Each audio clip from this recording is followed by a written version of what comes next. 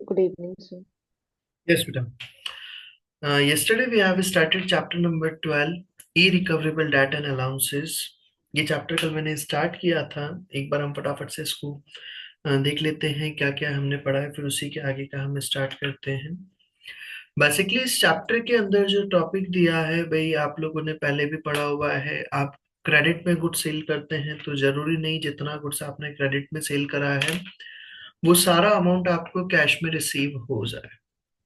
थोड़ा बहुत bad debts होते हैं बिजनेस के अंदर। आज के सिनेरियो में ऐसा पॉसिबल नहीं है तो कि सारा पेमेंट आप, सारा काम, सारा बिजनेस आप कैश में कर लें या फिर जितना आप कुछ क्रेडिट पर सेल करें वो सारा पेमेंट आपको रिसीव हो जाए। थोड़े बहुत तो कस्टमर्स इस तरह के होते ही हैं मार्केट में जो क्या करते हैं, आपका पेमेंट अटका देते हैं। तो उसी से रिलेटेड हमारा ये चैप्टर दिया है। इसके अंदर मैंने बताया था किस तरह से क्वेश्चंस पुटअप होते हैं। हमने सबसे पहले इसके अंदर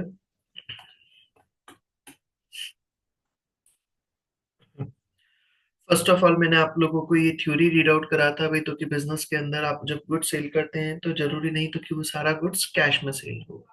आपको गुड्स मार्केट में सरवाइव करने के लिए क्रेडिट में भी सेल करना पड़ता है, और जब क्रेडिट में सेल करते हैं तो वहां पर थोड़े बहुत बैड डेट्स होने के चांसेस भी होते हैं। ज्यादातर ऑर्गेनाइजेशंस क्या करती हैं, क्रेडिट कंट्रोल फॉलो करती हैं। क्रेडिट कंट्रोल मतलब एक लिमिट से ज्यादा जैसे ही आपका गुड्स क्रेडिट हो जाता है और टाइम पीरियड ज्यादा हो जाता है तो वो आपको गुड्स सप्लाई करना रोक देते हैं भी, पहले पुराना आउटस्टैंडिंग्स क्लियर करें।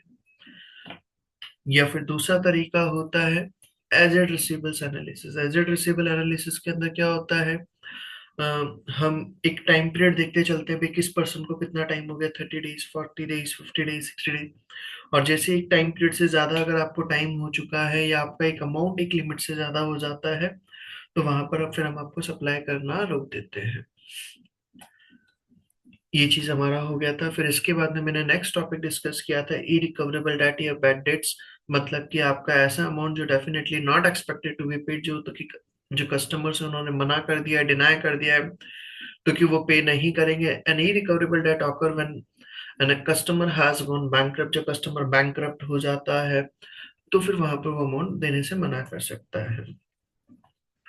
फिर उसी के अंदर हमने पढ़ा था recap of the ledger entries में। जब आप क्रेडिट में गुड सेल करते हैं तो क्या एंट्रीज करते हैं, नॉर्मल एंट्रीज। जब आप क्रेडिट में गुड सेल करते हैं तो डेबिट ट्रेड रिसीवेबल्स और क्रेडिट सेल्स अकाउंट। जब आपको अमाउंट रिसीव होता है तो डेबिट बैंक अकाउंट और क्रेडिट ट्रेड रिसीवेबल्स अकाउंट। लेकिन अगर आपका वो जो ट्रेड रिसीवेबल है, अब अगर वो बैड डेट हो जाता है तो उससे हमें फ्यूचर में इकोनॉमिक बेनिफिट्स नहीं मिलने वाले हैं। तो फ्यूचर में इकोनॉमिक बेनिफिट्स नहीं मिलने वाले तो हमें उस स्टेटस को क्या करना होता है, रिड्यूस करना होता है। तो whenever there will be bad debt then assets will be reduced, assets reduce होगी। और असेट जब आपकी रिड्यूस होती है तो उसको हम बैड डेट्स को हम क्या करते हैं, स्टेटमेंट ऑफ पीनल के अंदर एज एक्सपेंसेस शो किया जाता है। एंट्री क्या बनेगी, debit irrecoverable debt expenses account और क्रेडिट ट्रेड रिसीवेबल्स अकाउंट। तो आपकी बैड डेट्स की एंट्री क्या होती है, debit irrecoverable debt expenses और क्रेडिट ट्रेड रिसीवेबल्स। उसी के बेसिस पे मैंने एक्टिविटी नंबर कल 1 कराया था। फाइट एंड कंपनी के ट्रेड रिसीवेबल्स हैं $65,000 के, और आपके रिव्यू करने पर हमें पता चला two customers Ellie and Tyson, जिनसे हमें कितना कितना अमाउंट लेना था, 7,000 और 8,000, हैव गॉन बैंकरप्ट। वो बैंकरप्ट हो गए और उनके डेट्स जो थे वो ई रिकवरेबल हो गए हैं। तो उसकी एंट्रीज वगैरह ट्रेड रिसीवेबल्स अकाउंट और ई रिकवरेबल डेट एक्सपेंसेस अकाउंट का आपको कंप्लीट करना है। तो हमारी एंट्री क्या बनेगी, debit irrecoverable debt expenses account और क्रेडिट ट्रेड रिसीवेबल्स। तो 8 + 7 कितना हो जाएगा, 15,000। तो उससे हमारी एंट्री बन जाएगी। तो यहाँ पर ट्रेड रिसीवेबल्स अकाउंट के अंदर ओपनिंग फिगर दे रखा है 65,000, तो ट्रेड रिसीवेबल में क्रेडिट साइड में आ जाएगा और ई रिकवरेबल डेट एक्सपेंसेस के अंदर डेबिट साइड में आ जाएगा। तो यहाँ पर हमने लिखा 15,000, क्लोजिंग बैलेंस आ गया 50,000। ई रिकवरेबल डेट एक्सपेंसेस के अंदर हमने डेबिट साइड में लिखा था ट्रेड रिसीवेबल्स, डिफरेंस अमाउंट से हम पीएनएल में लिख करके उसको एंड कर देंगे 15,000 से। उसी के बाद में फिर हमारा नेक्स्ट टॉपिक हमने पढ़ा था कल, irrecoverable debt return off and subsequently recovered. मतलब इन शॉर्ट में कहूँ तो बैड डेट रिकवर्ड। जब अमाउंट आप अगर बैड डेट्स के फॉर्म में रिकॉर्ड कर चुके थे, राइट ऑफ कर चुके थे, और बाद में अगर आपको वो अमाउंट रिसीव हो जाता है तो उस अमाउंट को हम कहते हैं bad debt recovered, E recoverable debt return off and subsequently recovered. जब आपको वो अमाउंट फ्यूचर में अगर रिसीव होता है तो भाई आपने पहले क्या कर दिया था, एक्सपेंसेस के फॉर्म में शो कर दिया था। अब आपको वो अमाउंट रिसीव हो गया तो आप उस एक्सपेंसेस को क्या करिए, रिड्यूस करिए। तो फिर आप एंट्री क्या करेंगे, डेबिट बैंक अकाउंट और credit irrecoverable debt expenses account. याद रखना बैड डेट रिकवर्ड नहीं लिख करके हम यहाँ पर क्या लिखेंगे, credit irrecoverable debt expenses account. Sir class 11th में तो हमने पढ़ा था cash account debit to bad debt recovered account. यहाँ पर आपकी एंट्री दी है डेबिट बैंक अकाउंट और credit irrecoverable debt expenses. बेटा बात वही बोलेगी। आप वहां पर क्या करते हो, अगर cash account debit back to bad debt recovered लिखते हो तो उसमें क्या होता है, पीएनएल अकाउंट में आप क्रेडिट साइड में शो कर देते हो। इधर एक्सपेंसेस आ गए और इधर इनकम आ गई, तो अल्टीमेटली नेट इफेक्ट तो वही हो जाएगा, नहीं हो जाएगा। यहाँ पर इन्होंने क्या कर रखा है, उसको कैसे बोला है, तो कि भाई जब आपका बैड डेट होता है तो हम उसको क्या करते हैं, नॉर्मल में डेबिट करते हैं इसे, डेबिट ही रिकवरेबल। और जब आपका बैड डेट रिकवर्ड हो रहा है तो यहाँ पर हमने उसको क्या कर दिया, क्रेडिट, तो अल्टीमेटली वो अकाउंट को सेट ऑफ कर देगा। तो इफेक्ट दोनों में सेम रहता है। तो उसी की बेसिस पे एक्टिविटी नंबर 2 दे रखा था हमारे, using the information from activity number 1 fight and company subsequently receive a cheque of $7,000 from Ali. अगर आपको 7,000 का चेक अगर रिसीव होता है तो क्या एंट्री करेंगे, तो वही आपको जब अमाउंट रिसीव होगा तो डेबिट बैंक अकाउंट और credit recoverable debt expenses account 7,000। तो वही ट्रेड रिसीवेबल्स में तो कोई चेंज नहीं आएगा, तो वही क्लोजिंग बैलेंस आ गया 50,000। ई रिकवरेबल डेट एक्सपेंसेस के अंदर बैंक अकाउंट के नाम से लिख देंगे 7,000, ईयर एंड पर उसको पीएनएल में लिख करके खत्म कर दिया। और बैंक अकाउंट के अंदर आ गए ई रिकवरेबल डेट एक्सपेंसेस 7,000 और उसको क्लोजिंग बैलेंस में शो कर दिया 7,000। ये पॉइंट मैं यहाँ तक का ऑलरेडी कल पढ़ा चुका था। यहाँ तक के पॉइंट में बोलिए बेटा, कोई डाउट है? Is know that? सर। नहीं है सर किसी को? हाँ बोलिए बेटा। तो वो जो फर्स्ट पेज पे था पेज एनालिसिस वाला, वो थोड़ा समझ नहीं आया था। वो थोड़ा बहुत क्रेडिट कंट्रोल जैसे लगा। फर्स्ट पेज पर ये क्रेडिट कंट्रोल वाला टॉपिक? नहीं सर, एक जो नीचे एज एनालिसिस है ना, हाँ, एजेड रिसीवेबल। तो सर दोनों पढ़ने में एक जैसा लगता है मतलब। हाँ, यहाँ पर एक्चुअली बस वो ये बोल रहा है, यहाँ पर अमाउंट से रिलेटेड बोला है क्रेडिट कंट्रोल में, क्रेडिट लिमिट, और यहाँ पर डेज से रिलेटेड बोल दिया, बस ये डिफरेंस है। ऊपर अमाउंट से रिलेटेड बोल दिया, भाई इतने से ज्यादा अमाउंट जाएगा तो हम आपका अमाउंट रोक देंगे, मतलब आपको सप्लाई रोक देंगे, और यहाँ पर डेज से रिलेटेड बोल दिया, बस ये फर्क है। Okay sir. और कोई डाउट? No sir. चलिए, अब हम आते हैं, हमारा नेक्स्ट टॉपिक दिया है अलाउंस फॉर रिसीवेबल्स। ध्यान से सुने, अभी ये हमारा टॉपिक दिया है अलाउंस फॉर रिसीवेबल्स। क्या होता है, इसको हम अलाउंस फॉर रिसीवेबल्स बोलते हैं, या आप लोग इसको क्लास 11 के अंदर बोलते थे provision for bad and doubtful debts, PBD.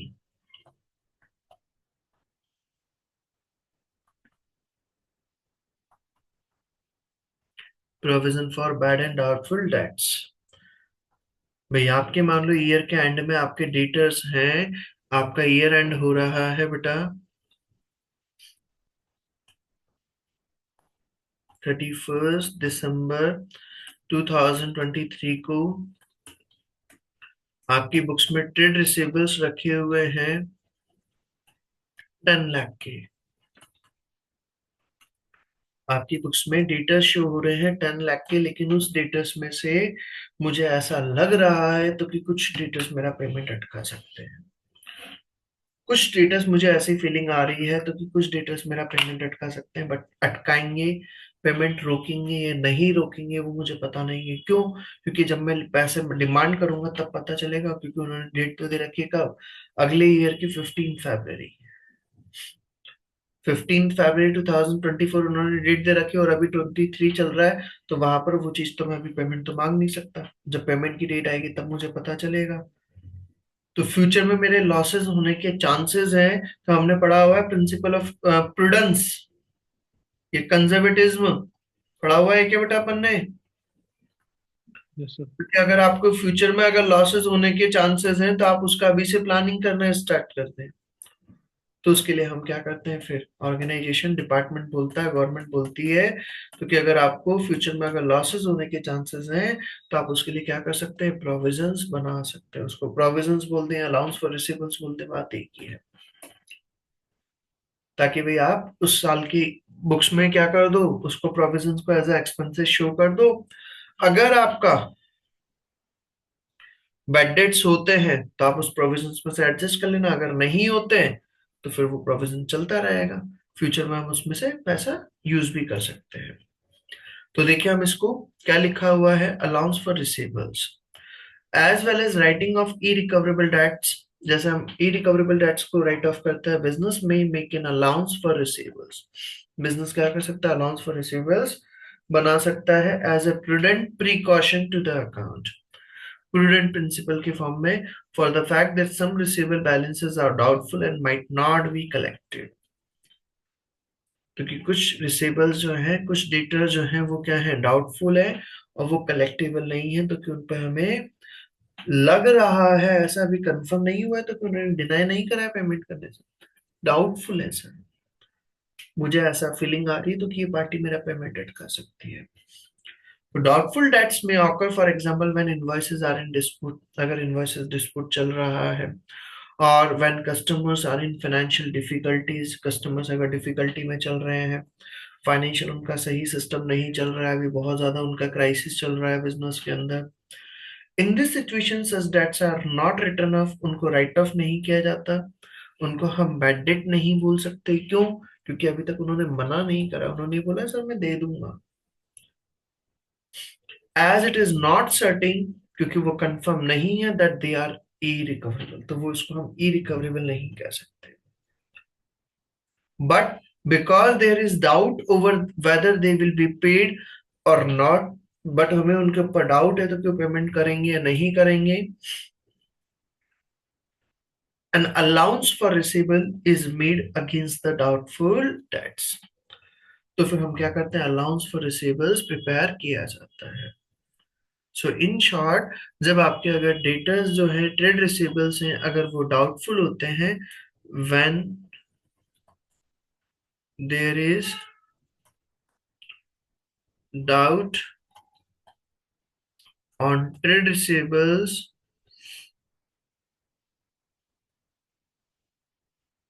whether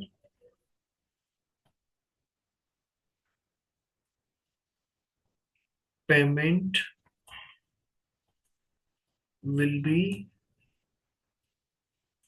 received or not, then allowance for receivables made। फिर हम क्या बनाते हैं, अलाउंस फॉर रिसीवेबल्स प्रिपेयर किया जाता है। Trade receivables in the statement of financial position are shown net of any receivables allowances. मतलब कि जब आप ट्रेड रिसीवेबल्स शो करते हैं बैलेंस शीट के अंदर, जब आप 31 दिसंबर को, जब आप एसओएफपी के अंदर बैलेंस शीट के अंदर आप ट्रेड रिसीवेबल्स शो करेंगे,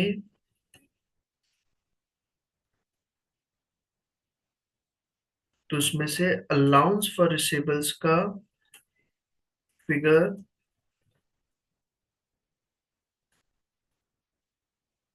माइनस हो जाता है।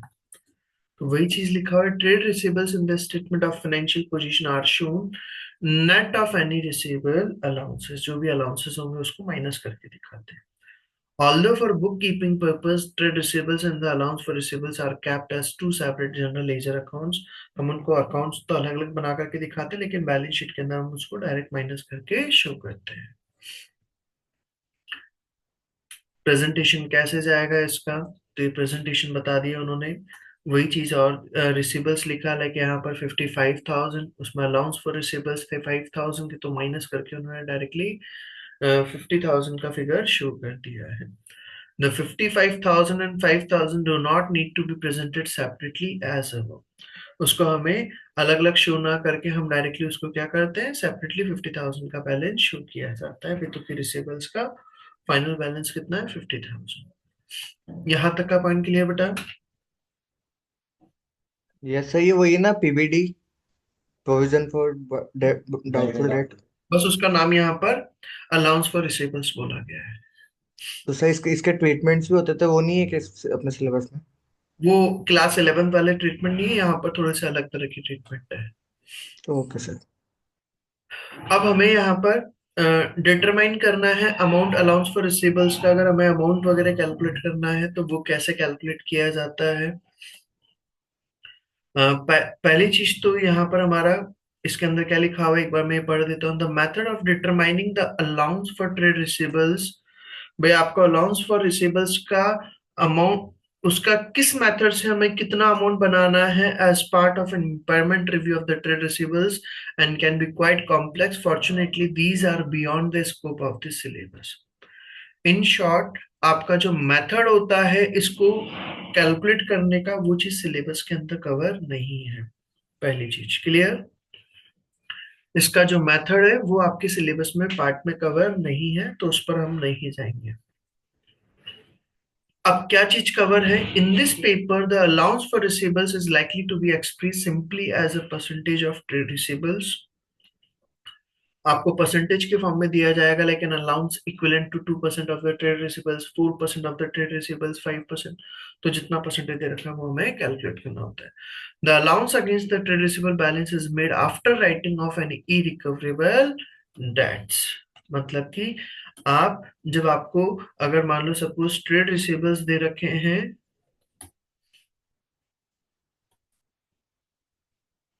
5 लाख के, आपके मान लो इरिकवरेबल डेट हो गए हैं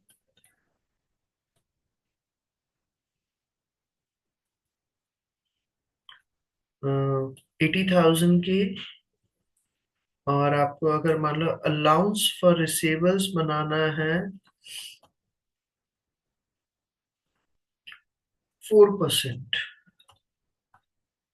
अलाउंस फॉर रिसीवेबल्स आपको क्रिएट करना है, क्लोजिंग अलाउंस फॉर रिसीवेबल्स आपको क्रिएट करना है कितना, 4%। आपसे पूछा है अलाउंस फॉर रिसीवेबल्स का अमाउंट बताइए। अलाउंस फॉर रिसीवेबल्स का अमाउंट कितना बैठेगा, तो बताएं भी कितना अमाउंट आएगा।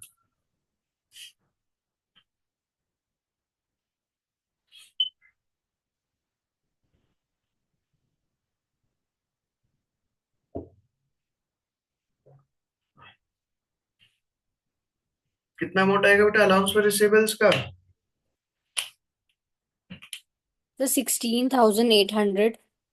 16,800। बाकी बच्चों बेटा और का क्या आ रहा है answer? Yes, sir, 16,800. Yes sir. 5 lakh minus 80,000, that will be 4,20,000 into 4%, तो वो आ जाएगा आपका 16,800। ये अलाउंस फॉर रिसीवेबल्स। अगर आपसे पूछा जाए आफ्टर अलाउंस फॉर रिसीवेबल्स आपका क्लोजिंग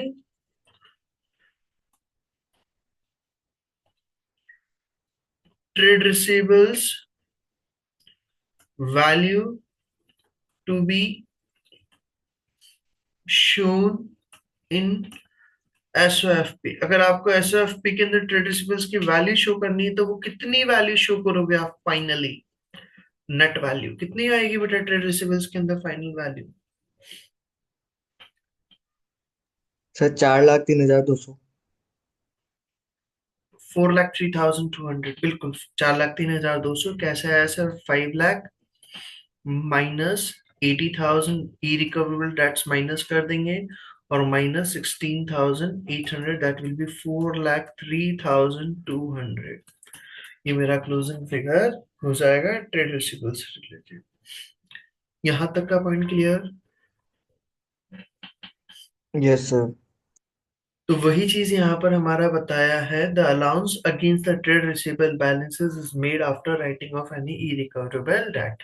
भाई जो भी आप अलाउंस बनाते हैं ट्रेड रिसीवेबल्स का, वो किसके बेसिस पे बनाया जाता है? ट्रेड रिसीवेबल्स में से ई रिकवरेबल डेट्स को माइनस करने के बाद वाली फिगर पर। फिर दिया है creating an allowance for receivables. जब आपको अलाउंस फॉर रिसीवेबल्स क्रिएट करना होता है तो आप क्या एंट्री करेंगे? When allowance is first made, the initial allowance is charged as an expenses in the statement of P&L for the period in which the allowance is created. जब आप first time allowance बनाते हैं तो उसको हम as an expenses show करते हैं। याद रखना, फर्स्ट टाइम की बात कर रहा हूं।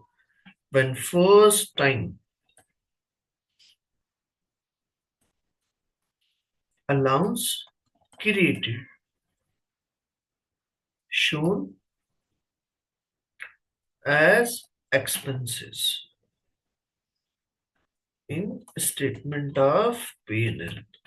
तो एंट्री क्या बन जाएगी? Debit irrecoverable debt expenses account और क्रेडिट अलाउंस फॉर रिसीवेबल्स।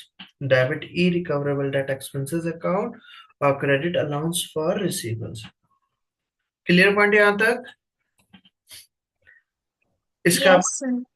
इसी का अपन एक्टिविटी नंबर 3 देखेंगे। इसमें क्या बोला है? A company has the trade receivable balances of $1 lakh। Company की ट्रेड रिसीवेबल बैलेंसेस दे दी है $1 lakh की, but requires an allowance for receivables equivalent to 5% of the balance। और आपको अलाउंस फॉर रिसीवेबल्स बनाना है कितना? 5% ऑफ द बैलेंस। तो आपके trade receivables का बैलेंस दे दिया है सबसे पहली चीज तो $1 lakh, और आपको अलाउंस बनाना है 5%। यही बोला है कि बेटा हमें। अब हम देखिए इसमें और क्या बोला है हमें। Record the allowance for receivables in the account below. आपको जो अकाउंट्स दे रखे हैं उसके अंदर अलाउंस फॉर रिसीवेबल्स को शो करना है, and show how this would appear in the extracts to the statement of P&L and statement of financial positions. Balance sheet में और P&L में उसको हम कैसे शो करेंगे? तो अलाउंस फॉर रिसीवेबल्स का सबसे पहले तो मुझे अमाउंट बताया। अमाउंट कितना बैठेगा बेटा अलाउंस फॉर रिसीवेबल्स का? डायरेक्टली निकल 5,000. 5,000। 1 lakh into 5%, that will be 5,000।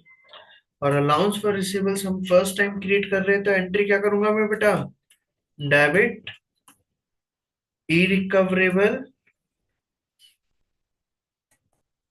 बोले भी बेटा क्या एंट्री बनेगी? Debit irrecoverable debt expenses account and credit Allowance for receivables. allowance for receivables account, and the amount will be 5,000। 5,000 clear point यहां तक? Yes sir. तो sir अब इसको प्रेजेंटेशन दे देते हैं हम। इसके अंदर अलाउंस फॉर रिसीवेबल्स के अंदर किधर आ जाएगा? ये डेबिट साइड में आएगा, क्रेडिट साइड में आएगा? अलाउंस फॉर रिसीवेबल्स के अंदर Credit. Credit side. Credit side में आ जाएगा ई रिकवरेबल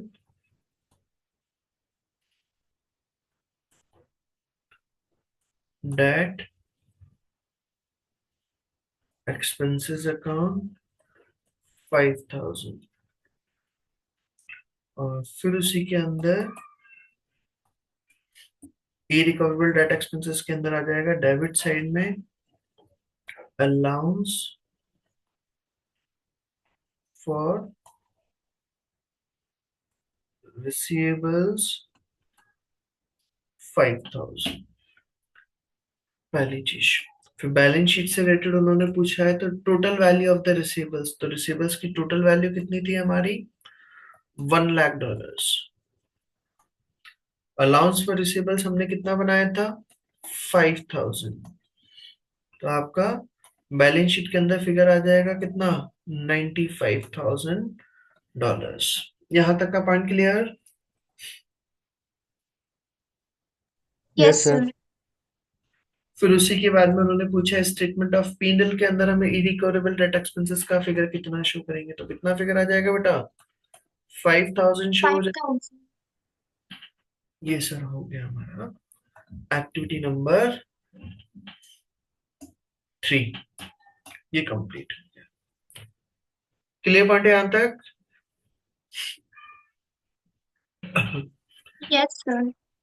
सर इसी क्वेश्चन में अगर मान लो मेरा ओल्ड अलाउंस बना हुआ रखा है 5,000 का, और अगर मान लो मुझे न्यू अलाउंस रखना है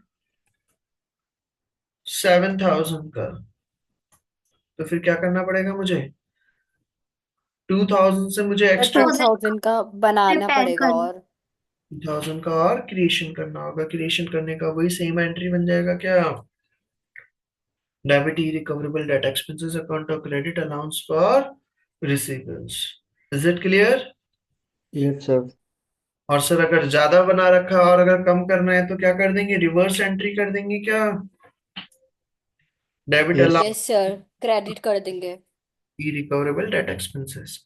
आगे समझ में यहाँ तक? एंड सर फिर P&L में प्रॉफिट साइड भी जाएगा। उल्टा हो जाएगा, सब चीज उल्टी हो जाएगी, अपोजिट हो जाएगा। जो जो चीज जहां जहां पर आ रही थी उसका सब चीज अपोजिट कर देंगे बेटा। तो देखिए अब हमें और क्या बोला फिर। Adjusting the allowance for receivables at the period end, in the subsequent years, adjustment may be needed to the amount of allowance. When adjusting the allowance at the period end, the procedure is to calculate the new allowance required. आपको new allowance कितना required है? Compare it with the existing balance. आपका existing balance कितना है? और फिर उससे आपका क्या निकल जाता है? Increase या decrease required. अगर higher allowance required है तो वही same entry debit e recoverable debt expenses account or create allowance for receivables. Clear first point? और अगर लोअर अलाउंस अगर रिक्वायर्ड है तो फिर आपको क्या होगा? रिवर्स एंट्री कर देंगे। डेबिट अलाउंस फॉर रिसीवेबल्स और credit irrecoverable debt expenses account. ये पॉइंट समझ में आ गया है?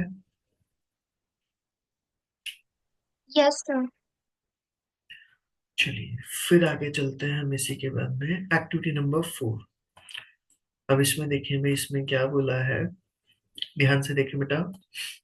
A business has an allowance for receivables brought forward from the year ended 31st December 2012 of 5,500. That means हमें opening allowance दे रखा है $5,500 का। आगे बोला हमें trade receivables outstanding at the 31st December 2013 are $240,000 और आपके ट्रेड रिसीवेबल्स बता दिए हैं $240,000। Upon reviewing the balances, it is determined that allowance should be made equivalent to 4% of the total balance. आपको कितना अलाउंस बना करके रखना है? 4%। अलाउंस आपको कितना मेंटेन करना है? एट द रेट ऑफ 4% आपको बैलेंस मेंटेन करके रखना है। तो सबसे पहली चीज तो मुझे क्लोजिंग अलाउंस कितना रिक्वायर्ड है बेटा? तो 9,600। 2,40,000 into 4%, $9,600। Is it clear? Yes sir. ये मुझे रिक्वायर्ड है 9,600 और मेरे पास एग्जिस्टिंग या बैलेंस। 4,100 का और बनाएंगे। हाँ, तो एग्जिस्टिंग मेरे पास रखा हुआ है, बिल्कुल बेटा। एग्जिस्टिंग मेरे पास रखा हुआ है 5,500 का मेरे पास ऑलरेडी रखा हुआ है, तो 4,100 का मैं टू बी क्रिएट। ये मुझे और क्रिएट करना होगा क्या?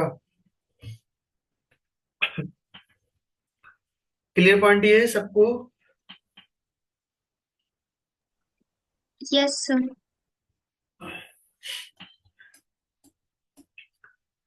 तो अब हम देखें इसमें क्या क्या पूछा है इन्होंने। ये फिल इन द ब्लैंक्स बोले हैं।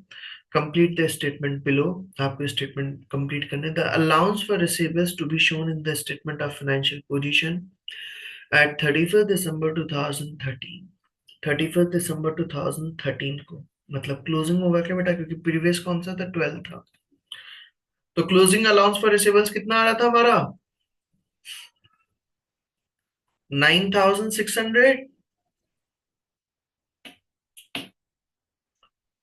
फिर यस इसके सर। बाद यहाँ पर the dash in allowance for receivables. अच्छा, अलाउंस फॉर रिसीवेबल्स हमारा इंक्रीज हो रहा है डिक्रीज हो रहा है in comparison to? Increase. Increase. Please. The increase in the allowance for receivables included in the e-recoverable debt in the statement of P&L।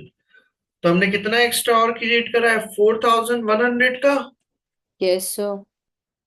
वो हमारा कहां पर जाएगा? P&L में जाएगा क्या बेटा? क्या एंट्री करोगे इस 4,100 वाले अमाउंट की?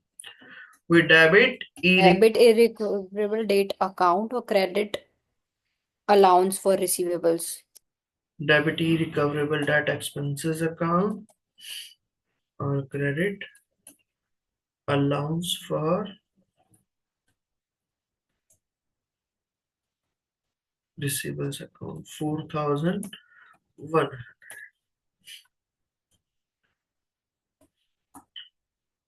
फिर आगे चले हम उसी के बाद में, फिर क्या बोला हमें, adjusting receivables during the year. अगर आपके अगर आपके करंट ईयर के अंदर क्या होता है, during the year it may be found that a debt which had previously been deemed doubtful. अगर मान लो पिछले साल वो डाउटफुल थे, कुछ स्टेटस वगैरह इज नो लॉन्गर डाउटफुल, अब वो डाउटफुल नहीं रहे हैं बट डेफिनेटली बैड, अब वो बैड डेट हो गए हैं। मान लो मुझे प्रीवियस ईयर में मिस्टर एक्स से पैसे लेने थे, जहां पर मुझे डाउट लग रहा था तो मैंने अलाउंस बनाया था, लेकिन अब तो वो कंफर्म हो गया, उसने मना कर दिया तो कि भैया मैं तो नहीं दूंगा, कर ले जो करना है। तो फिर then it should therefore be removed from the trade receivables. तो फिर हमें क्या करना होगा, उसको ट्रेड रिसीवेबल्स में से रिमूव करना पड़ेगा, नहीं करना पड़ेगा? और जब रिमूव करना है तो आप बैड डेट की एंट्री यही करते हैं क्या बेटा? Debit irrecoverable debt expenses account और क्रेडिट रिसीवेबल्स अकाउंट, यही एंट्री पढ़ा था क्या हमने? Debit irrecoverable debt expenses account और क्रेडिट रिसीवेबल्स अकाउंट, यही एंट्री था हमारा। Getting my point? अब इसी का यस सर। एक्टिविटी नंबर 5 देखते हैं, इसमें क्या बोला है। सर ये नोट लिखा हुआ क्या है, अभी बाद में देखता हूँ उस नोट को। एक्टिविटी नंबर 5 देखें हम क्या बोला है इसके अंदर। At 31 December 2012 a company receivables totaled $450,000। आपके ट्रेड रिसीवेबल्स दे दिए हैं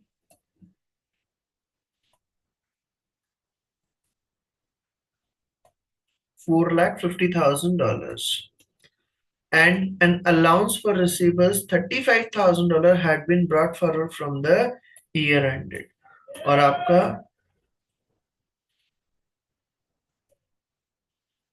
ओपनिंग अलाउंस दे रखा है, जो कितना दिया हुआ है, $35,000 ओपनिंग अलाउंस दे दिया है। आगे बोला हमें it was decided to write off debts totalling, current year में हमने डिसाइड कराया तो कि कितने बैड डेट्स हो गए हैं, $22,000 के हमारे बैड डेट हो गए हैं। तो करंट ईयर के ई रिकवरेबल डेट्स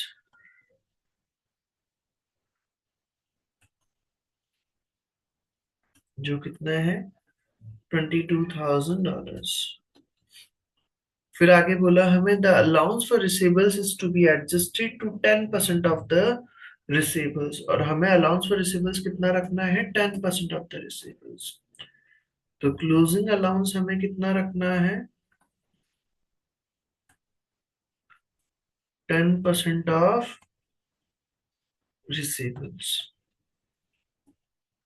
आगे क्या बोला हमें, what charge for the E recoverable debt expenses, E recoverable debt expenses का अमाउंट हम कितना चार्ज करें, should appear in the company statement of P&L for the year ended 31 December 2012। हमारा P&L के अंदर हम कितना अमाउंट शो करें। तो सबसे पहली चीज तो बेटा मेरे पास, हमने अभी हाल पढ़ा था, जब हमें अलाउंस बनाना होता है तो हम किस बेसिस पर अलाउंस बनाते हैं, ई रिकवरेबल डेट माइनस करने के बाद में। तो मेरे यहाँ पर ट्रेड रिसीवेबल्स रखे हुए थे 4,50,000 के, उसमें से माइनस करूंगा ई रिकवरेबल डेट जो कितना था 22,000 का, माइनस करा 4,50,000 माइनस 22,000, 4,28,000। और क्लोजिंग अलाउंस मुझे रिक्वायर्ड है 10%, तो 4,28,000 का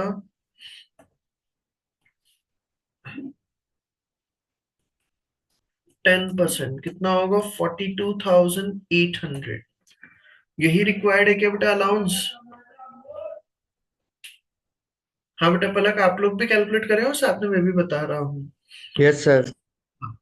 तो 4,28,000 इंटू 10% कितना होगा? 42,800। यस सर, 29,800 बनाना है सर। और मेरे पास पहले का कितना रखा हुआ है? 35 13,000। 35,000।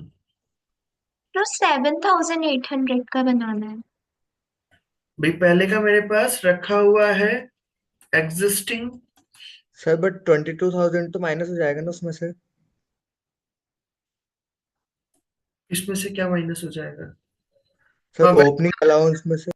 वो बात एक ही है, वो कैसे भी करके बोल दो। वो आप जो बोल रहे हैं वो भी सही है, वो पूरा ओवरऑल अमाउंट बता दिया। मैं अलग अलग करके बता रहा हूँ, दोनों तरीके से होता है बेटा। Okay sir. आप जो बोल रहे हैं वो भी सही है और जो मैं बता रहा हूँ वो भी सही है। दो तरीके होते हैं इसके अंदर। आप जो बता रहे हैं भाई, तो क्या अलाउंस रखा हुआ उसमें से जितना बैड डेट हो गया माइनस करके फिर डिफरेंस अमाउंट से निकाल दो। और मैं दूसरे यस तरीके, सर। हाँ, कुछ दोनों ही चीज चलती यस सर। है। सर हाँ, हमारा बैड डेट हुआ है तो हम उसको अलाउंस में से माइनस कर देंगे। मैं दूसरा तरीका बता रहा हूँ, वो भी देखो। और वो भी, आप जो दोनों बोल रहे हैं वो दोनों चीजें सही है बेटा।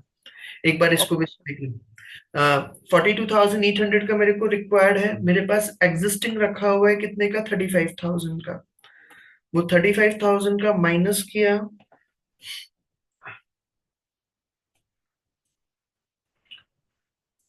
तो मेरे को और कितना रिक्वायर्ड है? Allowance for receivables to be create. कितना और क्रिएट करना पड़ेगा? 7,800 का और क्रिएट करना पड़ेगा क्या? अब यहां पर मेरे ई रिकवरेबल डेट एक्सपेंसेस अगर मुझे शो करना है,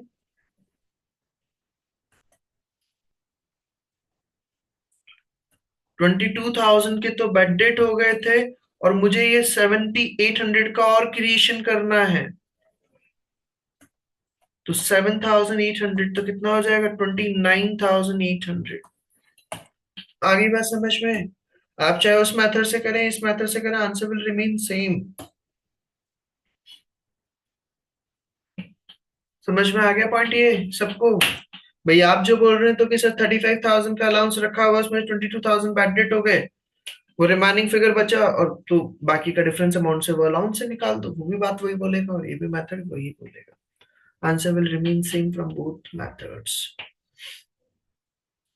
आपसे पूछा है। सर बट इरेकरेबल डेट होता है तो अपन अलाउंस उसी के लिए बनाते हैं, तो मतलब सही सही तो वही होना चाहिए कि उसमें से डिडक्ट कर दो पहले बिल्कुल, अलाउंस। आप जो कह रहे हैं वो बिल्कुल सही है। एक्चुअली यहाँ पर इन सर लोगों एक बार आप उससे भी बता दीजिए। ने, बता देता हूँ उससे भी।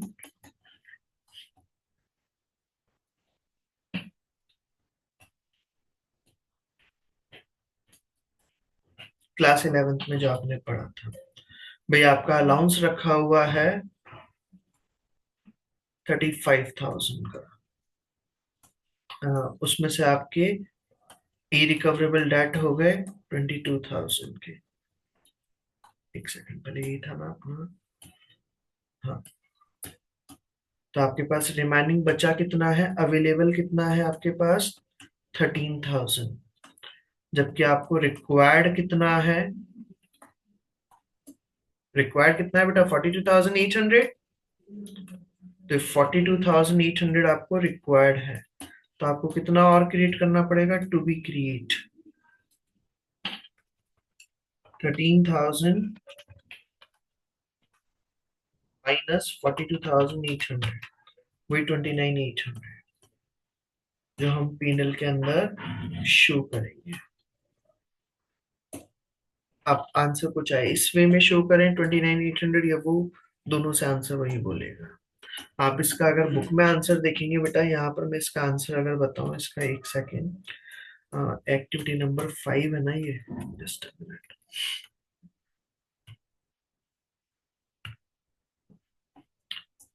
इन्होंने आंसर का जो प्रेजेंटेशन दिया है, मैं उस अकॉर्डिंगली अगर बात करूं तो यहाँ पर देखो इन्होंने कैसे दिया।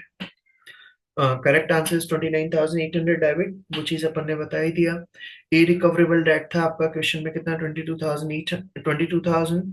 और अलाउंस फॉर रिसीवेबल्स इंक्रीज हो रहा है 7,800 से, तो ई रिकवरेबल डेट एक्सपेंसेस आ गया कितना? 29,800। अलाउंस फॉर रिसीवेबल्स का आपका पहले का बैलेंस रखा था 35,000, अलाउंस बढ़ाया 7,800 से, तो आपका टोटल अलाउंस हो गया 42,800। वही चीज करा नहीं करा बेटा? तो आप इसको दोनों में से किसी भी मेथड से करें, आंसर विल रिमेन सेम, उसमें ज्यादा कंफ्यूजन होने की जरूरत नहीं है। आपका आंसर विल रिमेन सेम, दोनों मेथड से आपका आंसर वही बोलेगा। तो इसमें आंसर आ जाएगा हमारा 29,800 डेबिट। सर बट जैसे आंसर तो दोनों से सेम आ जाएगा, बट अगर क्वेश्चन में बोला कि अलाउंस कितने से बनना, तो फिर वो तो 7800 ही आएगा। फिर वो वहां पर चेंज आएगा। यहाँ पर अगर पीएनएल का अगर पॉइंट पूछा जाएगा तो फिर फर्क नहीं आएगा। बिल्कुल आप जो बोल रहे हैं। सर बट अलाउंस इसीलिए तो क्रिएट किया जाता है कि ताकि वो अगर हो जाए तो उसमें से माइनस हो जाए। तो फिर बिल्कुल, सही तरीका तो वैसे होना चाहिए ना, तो फिर वहाँ तो अलाउंस तो फिर 29,800 का ही बनना चाहिए था। वो जो मैं बोल रहा हूँ वही बोल रहा हूँ। यहाँ पर इन्होंने जो सिस्टम फॉलो कर रखा है वो इस अकॉर्डिंगली बता रखा है। उसमें आप अगर अलाउंस फॉर रिसेबल्स का भी अगर बोलेंगे तो भाई अलाउंस फॉर रिसेबल्स का एक्चुअली ये लोग क्या कर रहे हैं, allowance for receivables irrecoverable debt expenses, अगर दोनों को सेपरेट सेपरेट शो कर रहे हैं। अपन लोगों ने जो क्लास 11th के अंदर कंसेप्ट में पढ़ा है वहां पर हम उसमें से एडजस्ट कर देते हैं। Yes sir. यहाँ पर उन्होंने उसको सेपरेट शो करके कर रखा है, इसलिए आप अगर इसमें आंसर में अगर आपसे क्वेश्चन में पूछा जाता है भाई आप अलाउंस फॉर रिसेबल्स का फिगर बताइए, तो आप अगर वो माइनस करके अगर निकालते तो बिल्कुल सही माना जाएगा। मैं बोल रहा हूँ जो आपने 11th में पढ़ा हुआ है। ठीक है। Okay sir. तो मतलब अगर अलाउंस वाला पॉइंट आएगा वहां पे भी अगर 2900 कर दिया तो वो भी सही है, तो मतलब 29,800 कर दिया तो। हाँ हाँ हाँ हाँ, बिल्कुल। Okay sir. ये मेरा एक्टिविटी नंबर 5 हो गया है। और इसी के बाद में ये लास्ट एक्टिविटी नंबर 6 दिया है, ये खत्म हो जाएगा ताकि ये चैप्टर हमारा। Activity number 6, an irrecoverable debt arises in which of the following situation? Irrecoverable debt कब arise होता है?